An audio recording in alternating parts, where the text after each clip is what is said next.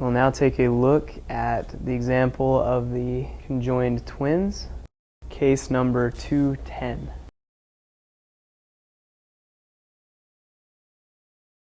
Here we have an example of a medical scan taken prior to separation of conjoined twins. We can see that the twins are joined here through the abdominal and thoracic cavities. Now, it was critical to take a scan of the internal contents as well as the viscera prior to separation of the twins to ensure that there wasn't any overlap between the two of key or vital organs.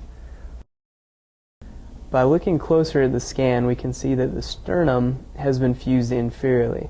Now, the manubrium of the sternum is unaffected, as well as the clavicles, so just the inferior portion towards the inferior extent or the xiphoid process, which is fused here. You can clearly see a distinction between the heart of each child, so the hearts were not connected. This scan does not clearly illustrate the connection between some of the structures related to respiration, potentially the diaphragm as well as the vasculature and blood supply to the diaphragm, which may have been in open communication.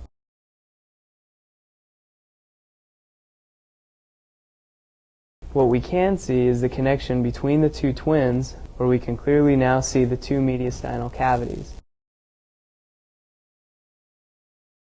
This is a communication between the portal system between the two twins.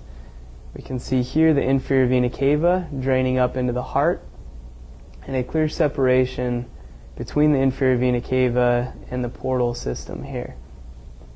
So the portal vein would have been formed from the splenic and superior mesenteric veins of the twin, and then here we see the communication between the two twins through their portal system. So a separation would have needed to occur through potentially some of the lobes of the liver, as well as a severing of the portal veins to disrupt that communication.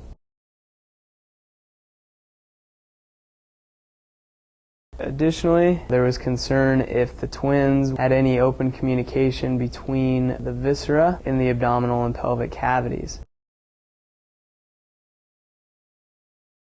By making an incision here, we can separate the twins and identify the communication points between the twins. So clearly there is evidence of separation here at the sternum, as well as the portal veins previously mentioned. Now, fortunately, there was no open communication between the bowel of one twin and the other. A contrast media was introduced into the intestinal system of one twin to identify if there was any communication between the large intestine of one twin or the other.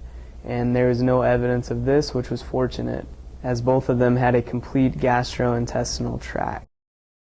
Other than the communication here near the thorax as well as the superior part of the abdomen, the twins had healthy, normal anatomy, and after separation, the twins have had physical therapy to retrain some of their muscular systems, as previously it was necessary to walk sideways, and now they're learning to walk forward and live normal, healthy lives.